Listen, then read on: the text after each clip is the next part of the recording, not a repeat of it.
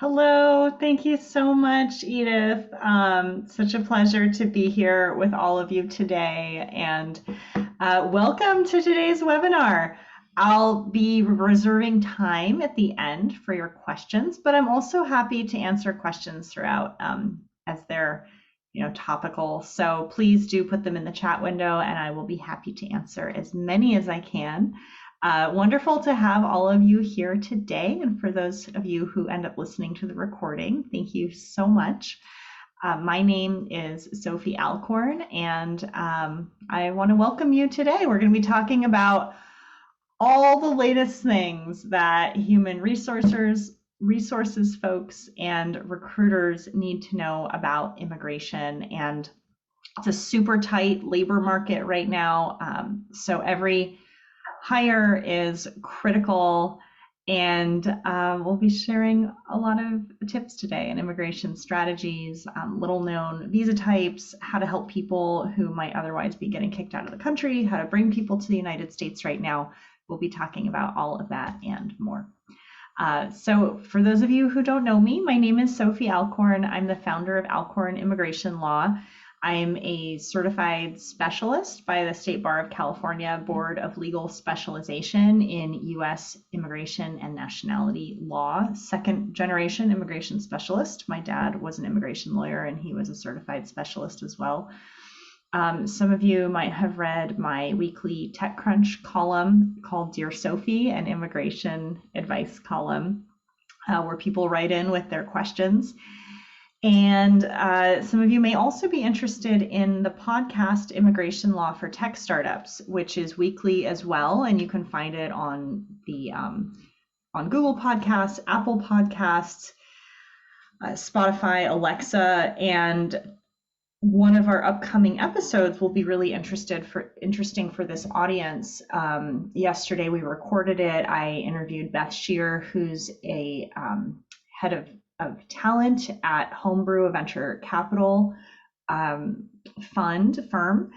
And she advises a portfolio of about 70 companies, early stage technology startups, on human resources, recruiting, diversity and inclusion, onboarding. And we were chatting about how extremely tight the labor market is and how startups can recruit and retain top talent and how immigration fits into that picture. So that will be very interesting. That's coming up, and you'll all get our newsletter, and so that will be announced on there as well. And you can also subscribe to the podcast, and more information about that will be at the end of today's program. A little bit about us to say hi and introduce our firm, Alcorn Immigration Law, to you. Our mission is to overcome borders, expand opportunity, and connect the world by practicing compassionate, cutting-edge, and rigorous immigration law in service of the betterment of humanity. And I'm really proud that this week we celebrated the 6-year anniversary of Alcorn Immigration Law's founding and incorporation. And Edith, who introduced the webinar today, I don't know if you can see this, but she made a lovely cake with the earth, a picture of the world on top. And the cake even said, overcome borders and connect the world. And my kids loved eating it. So we're celebrating our 6-year anniversary, and it's been amazing to help change people's lives. We really see immigration as a human service that requires compassion and expertise and consulting and strategy. It's nuanced, it's detailed, and this is our team. So we're very proud to be providing these services to over a portfolio of 100 tech companies, and we've helped thousands of people with their US immigration. And our team cares passionately about this. We're all tied to immigration in some way or another. Either many of us are immigrants, some of us, like myself, are the child of immigrants. Some of us are married to immigrants. So the social justice component is very important to all of us, and we all see it as a very personal human endeavor. And because of that compassion and creativity and strategy and expertise, we're very proud to boast a very high success rate, even as the firm really started growing during the last administration, which was a very trying time for immigration, including COVID. But we've managed to be very successful with helping thousands of people come to the United States. We're proud of our network, and we're proud to leverage this network for the benefit of our clients. And connected to many top universities. I'm a Stanford alum, involved in many startup ecosystems. I'm a mentor at 500 startups, and we support a lot of YC companies. We support a lot of VC firms, a lot of folks coming out of national research laboratories, NASA, and also, connected in the media quite a bit through my TechCrunch column and then other articles that I've been featured in. I was recently in Business Insider as a top US startup immigration attorney. So that was very exciting. All right, so immigration is complex, and I'm going to try to distill it into the most digestible nuts and bolts for all of you today. So I'll have an overview. We're going to talk about visas. We're going to talk about green cards and the latest updates. And feel free to put any questions in the question and answer panel as we go. So with that, let's do it. All right, so the typical path. Most companies hire people on some sort of short-term non-immigrant visa option, if they're immigrants. And then many companies will consider sponsoring their employees for a green card. And then once people have green cards and permanent residence, they will have the option to independently apply for citizenship one day if they so desire. Sometimes I do see companies sponsoring people for green cards where the employees have never even had a visa. It's more rare. It's often for a founder who's in another country or somebody who the founders have known for a long time. So I just want you all to be aware that it is possible to sponsor somebody for a green card, even if they've never worked for you before, even if they don't have a visa. It will take a bit longer, but it, in certain situations, it can be the right solution. Now, the student immigration journey is a little bit more familiar to people involved in HR and hiring and recruiting at especially tech startups and venture capital firms and people coming out of top universities. And here's what this journey looks like so that you can understand where international students are coming from. And when they say, I'm on OPT, do you do the H-1B lottery? Or I'm on H-1B, will you do a green card transfer? So you can understand what that means. And I'll ask Edith to share our recent podcasts on those specific topics, what you need to know about hiring students on OPT and what you need to know about hiring people with H-1Bs who might need green card transfers, because those are worlds of their own. But there's some easy ways to break it down and focus on who is easy to hire. But here's the overview with this visual, so you can see what the typical path usually looks like. There are pre-COVID, there were about 1 million international students in the US at any given time on F1 student visas for international students. There's a smaller amount of academic people in the United States on J1 exchange visitor visas, but for students, most of them are on F1. So if somebody comes to the United States as an international student for their bachelor's degree, their master's degree, or their PhD, they can study in a wide variety of fields, and certain schools will allow people to work before they graduate for money. And there's two programs to do that. One is called CPT, it stands for Curricular Practical Training. The other is called OPT, it's called Pre-Completion OPT, Optional Practical Training. And whether they have access to these programs depends on the university's policies. their designated student officer at the university who's responsible for putting people into the CVIS database to get the right I-20 form to have this status.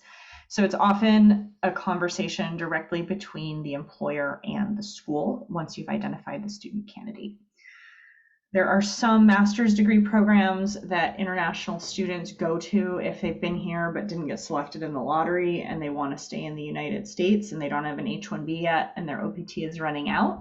And many of those programs offer something called Day One CPT, where somebody's getting a master's or a PhD and they can work full time during that program on CPT.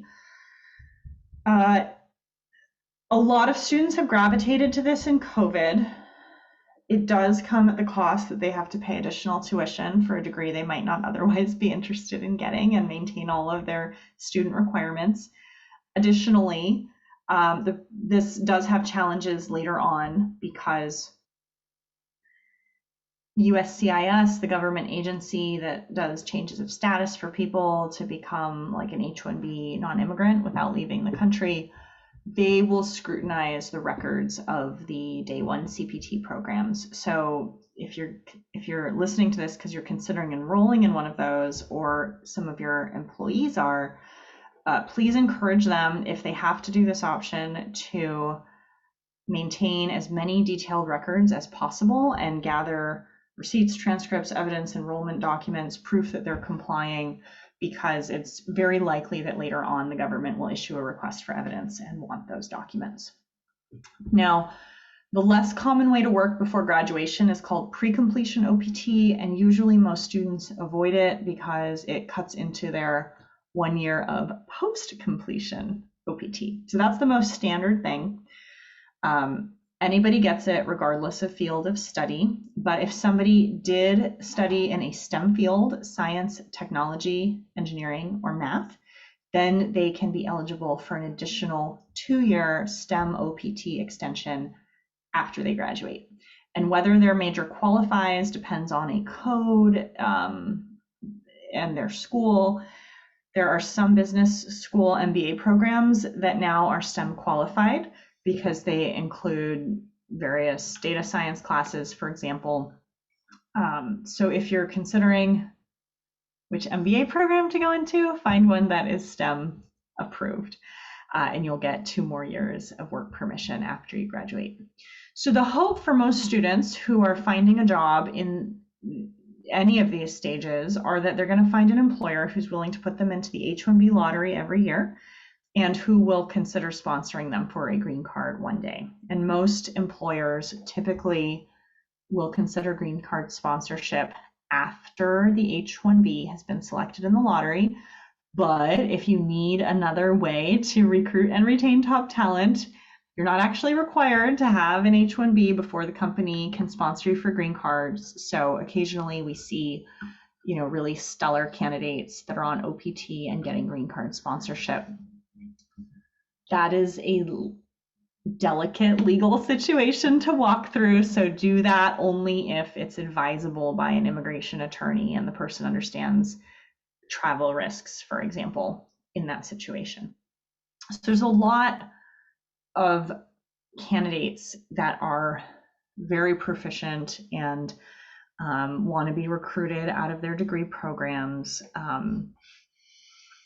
It's September right now, so if you're looking at recruiting people who are going to be graduating next spring, then definitely consider putting them into the March 2022 H-1B lottery if they're going to graduate before June 30th, 2022. So if somebody's going to graduate in May or early June of next year, and you're going to hire them on OPT after they graduate, please do consider putting them in the H-1B lottery. And we have clients signing up for the March lottery with us now, actually.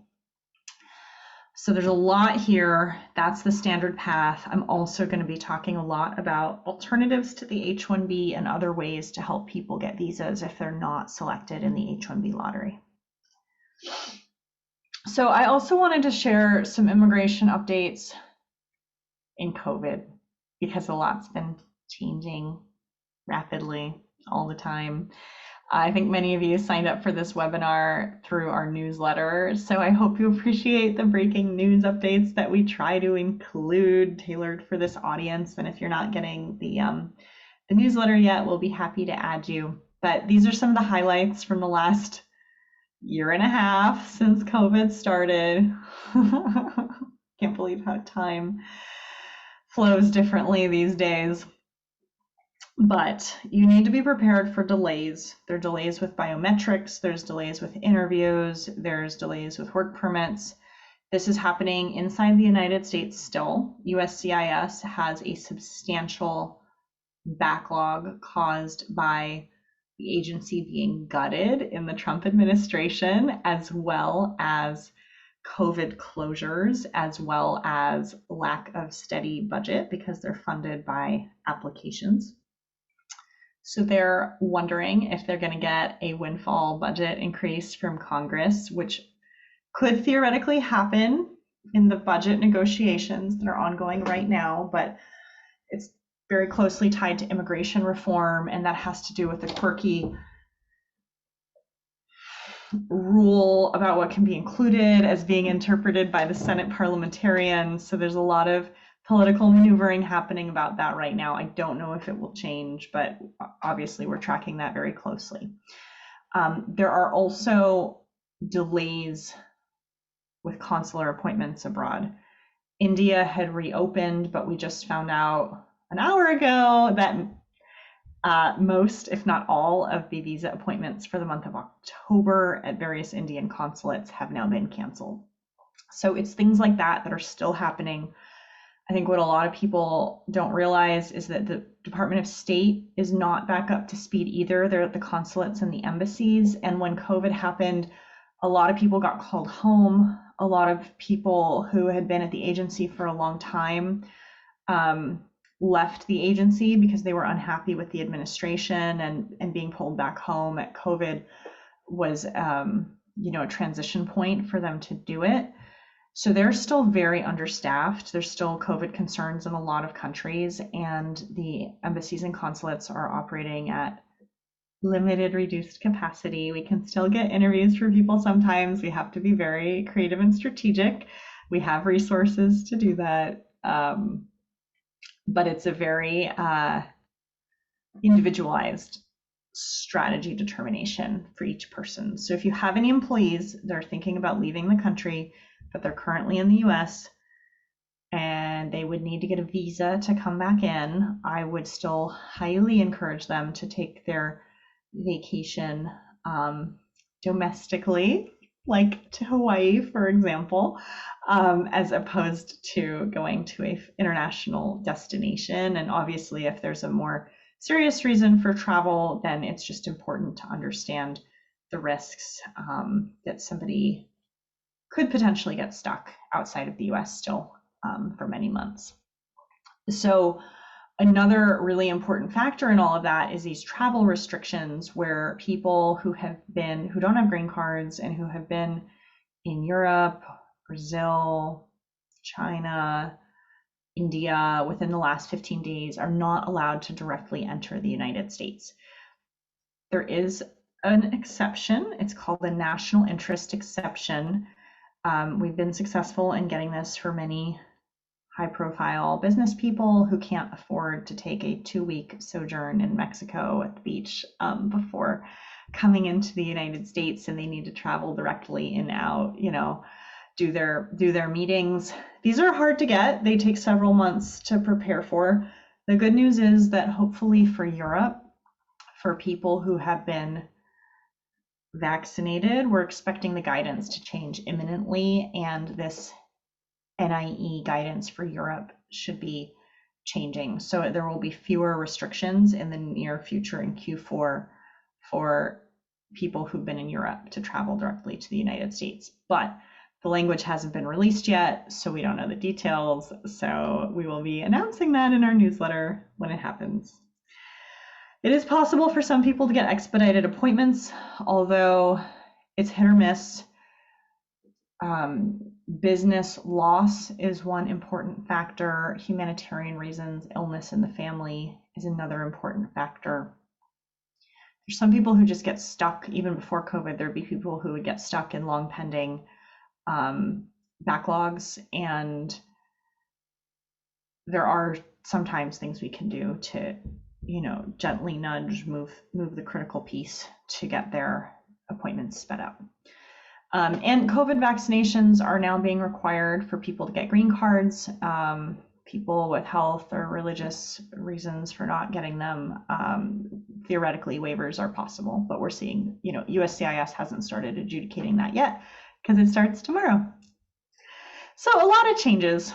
And if people are coming to the United States, they do need to get a COVID test and have a negative result within 3 days before entering the US, or show proof that they've recovered from COVID recently. So with that, I would like to inform you that immigration is still possible. We are winning cases for people every day. Mostly what we're doing these days is helping people who are currently in the United States change from one status to another to be able to work at a new company, or continue at an employer when their old status ends. And we're also helping a lot of people who are in the US to get green cards. That being said, there's still a substantial amount of people who are still working on coming to the United States from abroad. It is a longer process, but it still is possible. We had a British founder in New York who really needed to go back home to London for a wedding, and he needed to get an O1 visa, and I think he ended up going to South Korea to get a visa appointment. So in urgent and important situations, creativity can solve it for people. So let's talk about alternatives to the H-1B, because, and I will talk a little bit more about the normal H-1B and the lottery later, but if you're just focusing on global talent pools and who you can have access to help scale your company, it's really important to keep other categories in mind, because the H-1B is not I believe the right word is panacea.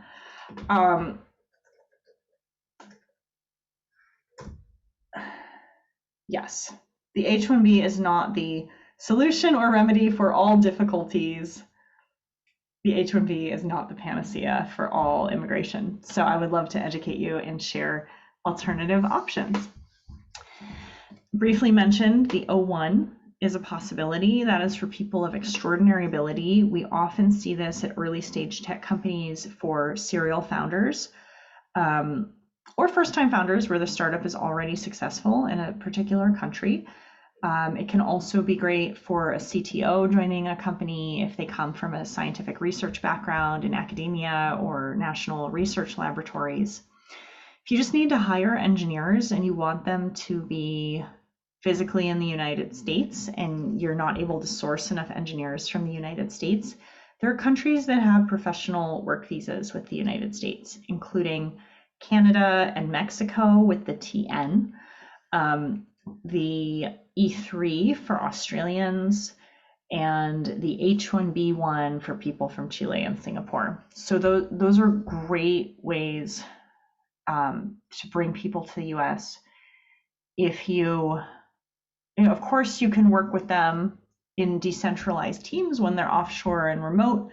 But if you are looking at, if you need people in the States, or you want people who you can eventually bring to the States when you're going to be back in office, or you want to be in time zone together, then looking at the engineering talent pools in those countries, there's a ton of sophisticated engineering professionals in Australia, and there's not enough jobs there to occupy all of them. There's a lot of nearshoring in Mexico. There's a lot of great engineering schools in Canada, like Waterloo. So definitely taking a look at those for sourcing engineering talent can be very valuable. And there's other ways for you to bring people to the United States as well. So like if you have somebody in Brazil who's been a contractor for you for a while, but you want to reward them or bring them here to work in person with you for a while, you might be able to get them an 18-month training visa or a 5-year researcher visa. And those are both in the J1 category. And I used to dissuade people from getting a J1 because it's very difficult to stay after that. You're supposed to leave. But right now, an advantage for J1s is a lot of consulates are prioritizing J1 visa issuance. So whereas other visa type interview types might not be available, J1s are often available. So let's go into this a little more from the lens of how do you recruit and hire top talent. The most common thing that people do is recruit people who are already in the United States. And there's a lot of brilliant international employees working at large tech companies. They maybe were international students here. They've already been through the H-1B lottery. And so what you need to do for them, like if you want to hire somebody away who's currently at Facebook or Apple or Google, if they have an H-1B, is you probably need an H-1B transfer.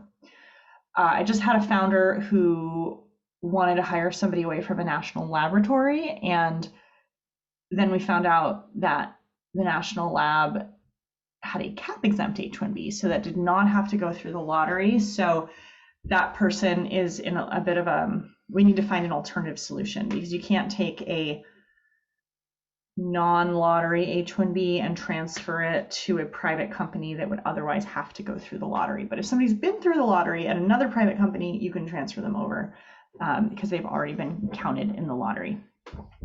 So an H-1B transfer typically takes about 4 to 6 weeks to prepare and file all the documents for an early stage startup. You can have the person start at your company as soon as the H-1B petition is filed with USCIS.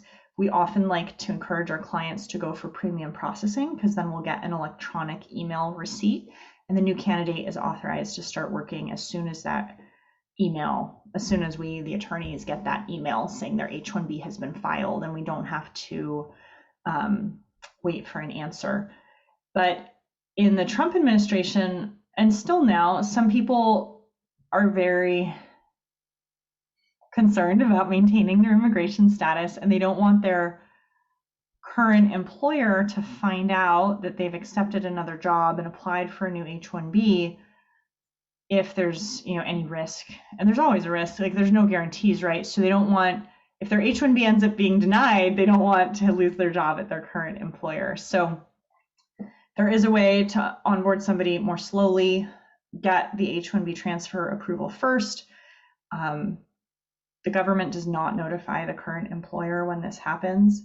So the person then has time to give notice, and we can choose a start date further in the future to just slowly and carefully bridge. But if you need somebody ASAP, they're allowed to start as soon as the H-1B is filed.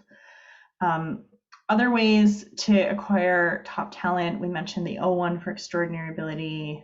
The E2 is for certain. I see this most often used by Japanese, German, and Italian owned or British owned companies, hiring people who are citizens of those countries.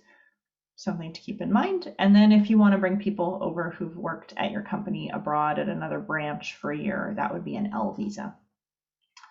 So to go into this a little more with a fine-tooth comb, the O1 is for people with extraordinary ability.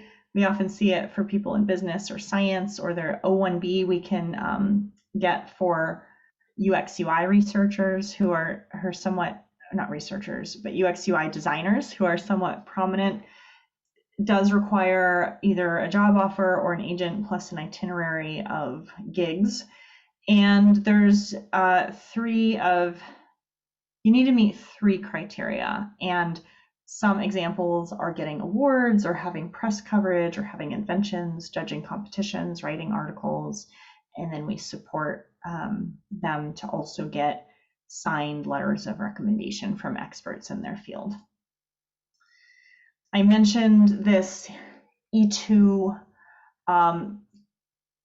It's not just German, Japanese, or Italian or British companies, but those countries, people from them use the E2 visa a lot.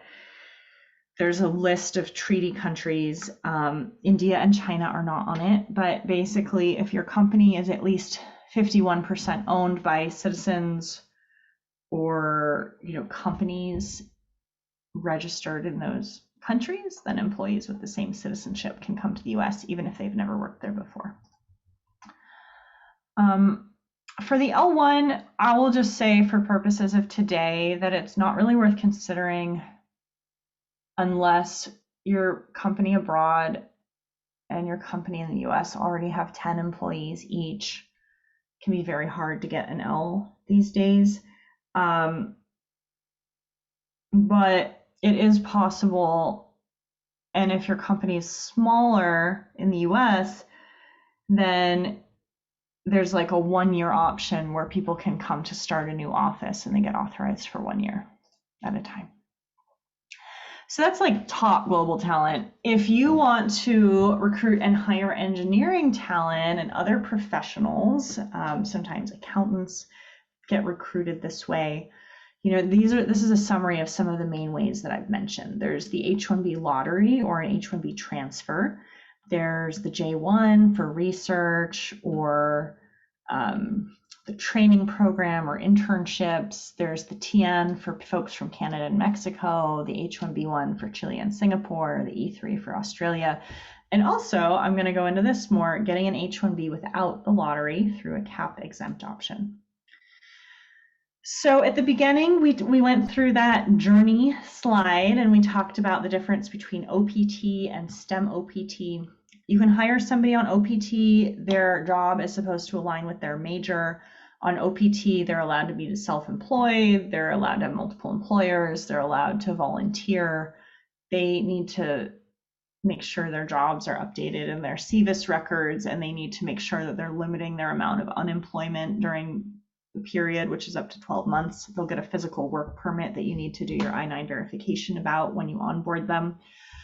For STEM OPT, if somebody's on OPT and they're eligible and you want to continue them working for you on STEM OPT, you need to do a training plan, which we help our clients with. Then that needs to be approved by the school, and they're going to get some more documents called an I-20 from the school, and then they have to renew their work permit. You also have to have your company enrolled in the E-Verify system, which allows you to verify the identity and immigration documents of new hires, and you need to use that consistently for all employees. Somebody can keep working with the receipt notice for their STEM OPT work permit because there's card production delays, so that allows somebody continuity of employment for several months while they're waiting for the new work permit to arrive.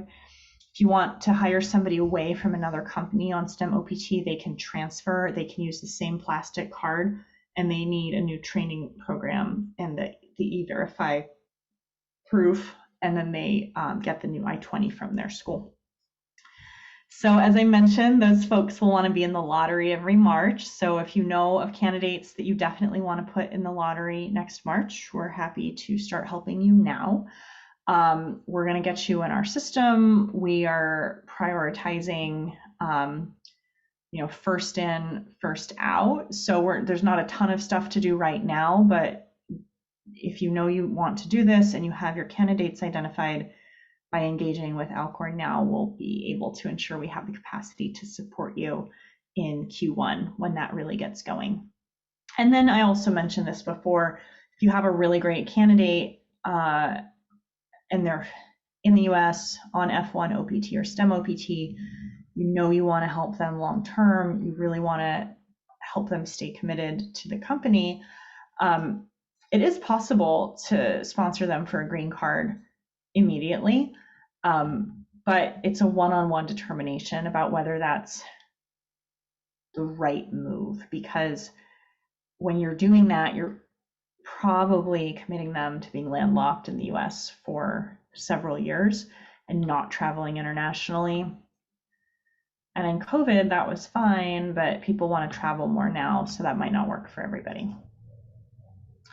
When you do get a new H-1B through the lottery for somebody, just the way a normal H-1B works, it's initially valid up to 3 years, and you can renew it for a total of 6 years. Usually, the company has to show ability to pay if it's a pre-seed startup, that often works. Seed stage is usually enough money. Series A is definitely enough money. It's just in that very, very early stage that we have to be careful about ability to pay. Also, there will be a minimum required wage called the prevailing wage, which we calculate individually based on each candidate, the geography of where they're working, their job classification, what level of expertise and responsibility they're going to have. So the minimum wage you'll have to pay them on H-1B depends on all of those factors. And if somebody is in the green card process, this is really important for people from India and China because they have long green card backlog wait times. If we get to certain green card stages before their H-1B ends and at different miles, like before the start of their final year in H-1B status, then they're eligible for H-1B extensions beyond the 6 years. That's a law called AC-21, American Competitiveness in the 21st Century Act. So that's normal H-1Bs. For H-1B transfers, just make sure that the person's H-1B that they went through the lottery before, and then that will help us transfer them to your company. It can be easier if they're staying in the same job classification, but it's not necessary. What we actually have to show is that their degree or job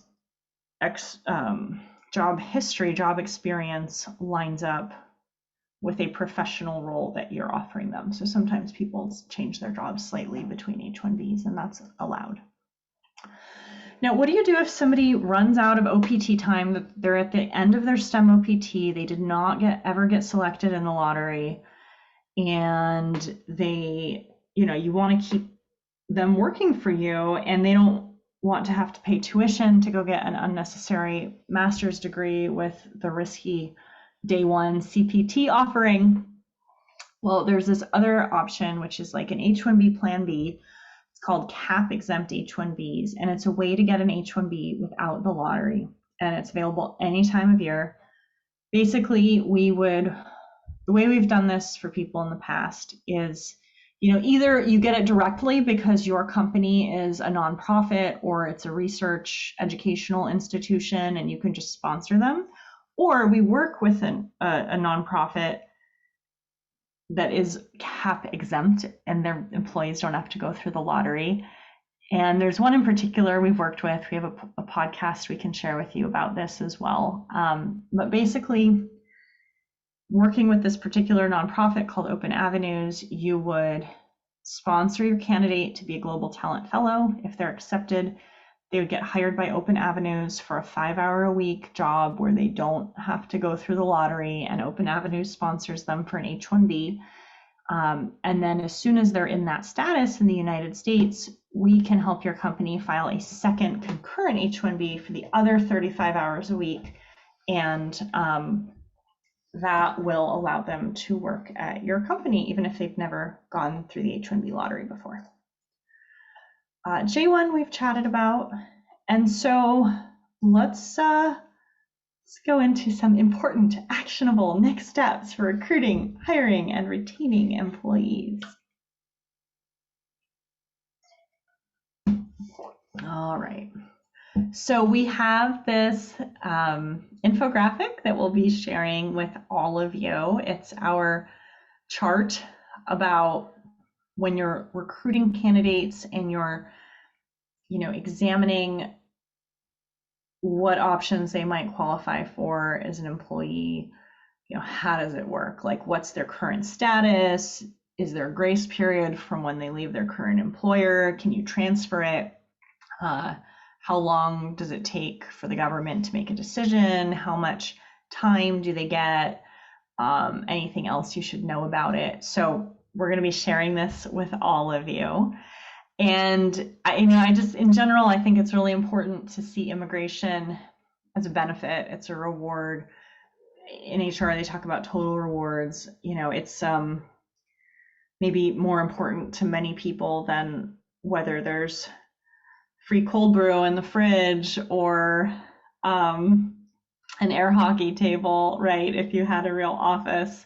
because this is really about people's lives and their families and their futures and their ability to stay in the United States. And so employers wield a lot of power in that. But now when the market is so tight, it's the job seekers world right now. So, be comfortable that a lot of candidates who are open to working might require immigration sponsorship. And that's something you can legally ask, do you require immigration sponsorship? And it's really important for a lot of people, but I think that once, it's cheaper than a recruiter, so that's something. And for the right person, it can really make a huge difference in their lives. So do consider it. It is totally possible. We do it for companies all the time who have never engaged with it before. And yes, there's things you'll need to do. It does take time and attention, but it is totally possible, doable, learnable, and it can help you have a really rich source of talent that's eager to contribute to your company. And once people have the immigration piece squared away, then they have so much more peace of mind where they can focus on higher level critical thinking and problem solving tasks as well. And how to craft company immigration policy. You don't have to sponsor anybody for anything. And immigration is so quirky that it might be best to just say, we're early stage, we don't have a policy. Our policy is that we try to support people in whatever way we can. And so we'll see what your situation is. And if we can do something, we will. Bigger companies run into problems when they have a rule like, we don't do a green card until you've been working on H-1B for 1 year. It can really backfire. There's a lot of people who might urgently need a green card right when they get hired because they've already had their H-1B for 4 years and their time is running out if they're from India or China. So it's important to be creative and strategic when it comes to immigration. Now, beyond visas, a brief note about what happens next, and that is green cards.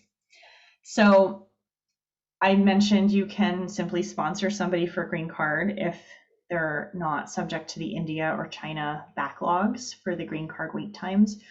Or you can do this at any time after they have an H-1B or another type of work visa.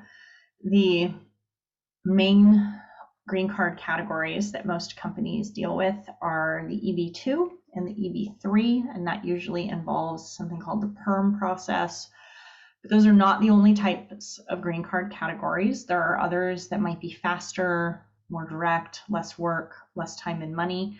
The more skilled somebody is, then the more likely it is that they can fit into one of these higher categories of EB1 or EB2 national interest waiver to bypass the PERM process and potentially to get a green card much, much faster. Sometimes tech startups with research groups can pull off this EB1B category, but the most common alternatives we see are the EB1A for extraordinary ability, which closely mirrors the O1A, but it's a higher standard, it's harder to get, as well as the EB2 national interest waiver, which can be great for professionals, people with master's degrees, and we just have to show that they're unique and good for America. And then you don't have to recruit Americans in this green card sponsorship process. If you do that, though, if somebody's from India or China, they will still have a very long wait time. But at least you can get them their priority date and get them their spot in line reserved. Now, for the EB1A for extraordinary ability, very close to the O1. There's 10 categories. They need to hit at least 3. For all of these, there's letters of recommendation. I mentioned the national interest waiver and the researchers, and we'll be sharing this green card comparison chart with you as well. And for some of your candidates who are from India and China and you want to help them get ahead and get more qualified for an EB1 category to speed up their turn in line for a green card, We have a course called Extraordinary Ability Bootcamp, which you can get for your employees and help them make a strategy to improve their portfolio of accomplishments by doing public-facing work for the company. And that can allow them to jet ahead and take control of their green card process, achieve more for the company, and get qualified to have a faster green card. So that can be really valuable. So we'll share a link to that following up via email, and you all get a discount code as well. The EB1C is very much like an L1. If somebody's worked for a year abroad for your company and they're coming to the United States, then they could qualify for this after your US company has been doing business for at least 1 year. In some ways, it's easier to get than an L1, interestingly. So that can be good for any transferring talent.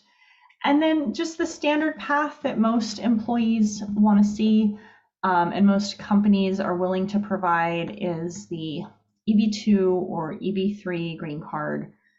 Basically, if somebody just has a bachelor's degree, they'll be minimally qualified. We can do it with additional experience or a master's degree or PhD, for example. And it's 3 steps. Step 1 is perm. I've mentioned it. It's where you test the labor market by advertising the job to US workers, seeing if anybody shows up who's able, willing, and qualified. If they do, you need to give them the job. If they don't, you can move on to step 2. Step 2 is a petition where your company is saying to USCIS, hello, we got a certification from the Labor Department that there aren't enough Americans, so now we'd really like to give Ms. So-and-so this position. We'd like to sponsor her for a green card. And then step 3 is Ms. So-and-so's green card application when it's her turn in line, saying, hi, it's me. I'm really the person I said I was. I didn't commit fraud. I maintained my status. I'm not a criminal. I'm not a terrorist. I'm not a drug dealer. Please give me a green card. And then that results eventually in a green card interview, or sometimes people just get their green cards approved by mail. So that's a really wonderful outcome, and it happens all the time. And it's so wonderful to see what an effect that has on people's lives and happiness. Sometimes employees at companies are in love with Americans and have a good faith relationship. And we've seen some companies are willing to pay for their employees' marriage-based green cards. It's like half the price and a third of the time as going through the perm process I just mentioned with all its subsequent steps. So that can make a real difference in somebody's life as well. And it's a way to provide immigration as a benefit to your teams. And if somebody wants a green card one day, you know, that's typically a process independent of employment. And usually it requires them to have a green card for 5 years. But if they're married to a citizen for 3 years, they can file in 3 years. And there's other requirements too, being in the US half the time, being a good person, taking a test. If you're considering going into the world of immigration, and it's your first time, you know, there's things to keep in mind. There's various factors. We do need to work with a dedicated company representative who can give us company documents and information about the candidate and the job description. We'll also be requesting information from the foreign national directly. So there is time involved in addition to the investment.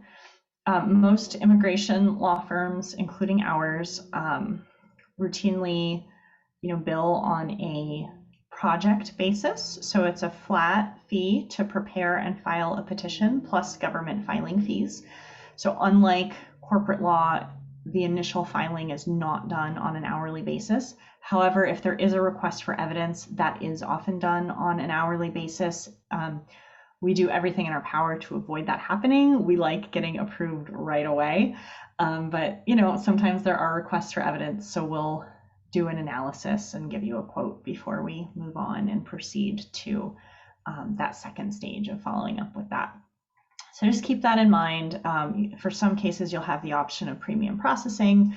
Some case types like the H-1B do require you to pay a specific minimum wage to somebody. The candidate might have to chase after transcripts or education evaluations or translations, but we would advise you on that. So these are some of the things in the preparation process that it's good to be aware of if you're going into it for the first time. So thank you so much for attending. We have a few minutes if there's any questions, and you are welcome to contact us. We are more than happy to jump into a Zoom call and provide a company-specific analysis or options based on any specific employee or offer to.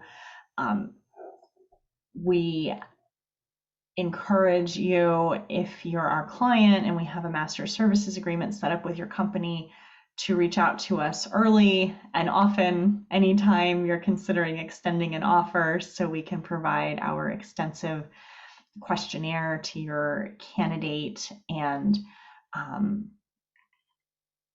that will help us assess their immigration options and what they might need to come to work for you, give you a timeline so you can anticipate a more accurate start date and make your team's plans around that. We try to be very specific with our SLAs in our master service agreement. So for example, if we're going to do an H-1B, your company needs to give us, and your candidate needs to give us all the documents within 3 weeks, and then we get 3 weeks to put it all together and do the LCA and make sure everything is perfect before we file. So those, standard preparation times help us stay consistent and establish clear expectations, because we know that you have like an engineering team who's waiting for the person and they need a clear date so they can do project management and understand when they're going to be able to have the resource of this person on the team. But that being said, we need your flexibility. Sometimes we uncover things that mean that we need to slow down or potentially pivot. It's our interest to do whatever's in your company's highest interest with this. And if for any reason we think that we need a change of strategy, we of course, let our clients know immediately. And it's that communication and attention to detail and persistence on the front end that allow us to file really qualified petitions, which then leads to our very high approval ratings on the back end, which in human terms mean that you get to hire the person you want to, and they can be happy working at your company. Well, with that being said, I do not see any questions, so we're going to... Sophie, Yes, go ahead, Edith. we had some questions submitted. Oh, okay, great. I don't know. Please let me know. So one of them says they are a Canadian citizen born in India, and they want to know what the quickest way for them to get a green card their employer is willing to sponsor. Great. Okay. Fabulous. So if you're a Canadian citizen born in India, from a non-immigrant perspective, that means you'll most likely qualify for a TN working visa to come here initially, or perhaps an H-1B. For the green card sponsorship, it does depend on country of birth, not country of citizenship. So the way to not be in the India line would be if you marry somebody, for example, born in Canada, and then you get to go in the Canada line, or you get qualified for an EB1 instead of an EB2 or EB3, because that does not have a backlog right now. So I think it becomes a question then of, are you in Canada or are you in the US? What's your working visa? Do you already have a priority date? But we would love to chat with you and your employer directly, and we can help you make a strategy based on all of those details. All right. Anything else, Edith? It looks like we just got a question in the chat. Okay, go ahead. And if an employee has a perm certification filed for them with DOL at the same time, can they have another case where their sibling is applying for a green card for them? Can both applications run concurrently? Awesome, thank you. Yeah, that's totally fine. The sibling category is frankly going to be 10 years or so. So keep that in mind. It's not necessarily faster, but you can have both running at the same time.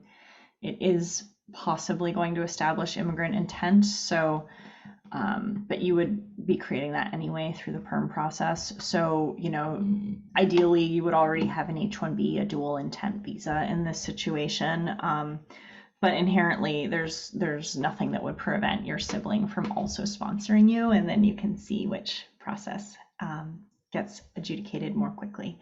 And if you're not from India or China, it's probably going to be the business process, but if you are, then it could be the sibling process that goes faster. So thank you for that question. I have another question. What are somebody's options, or a candidate's options, if their STEM OPT runs out and they haven't been selected in the H-1B lottery yet? Thank you. So we touched on the two options that allow you to stay. There's three ways to stay in the United States at that point. You either go back to school, and if you want to keep working, then you find a program that gives you day one CPT, which I mentioned is risky, or your company nominates you as a global talent fellow to Open Avenues, and we'll send you the link to that podcast and attach our one pager about that, so that you can see if you want to get a cap exempt concurrent H-1B to keep working, or you try to get into another category like an O1 and bypass the H-1B entirely. So those would be the best options. Okay, Edith, is there anything else? Nope, I think that was it. Right. Okay, well, thank you so much, Edith, for your help. Thank you, everybody, for your questions and for your time today. We appreciate you being part of our global community, and we look forward to hearing from you and supporting you in any way. So thank you so much, everybody, and have a wonderful rest of your day. Bye.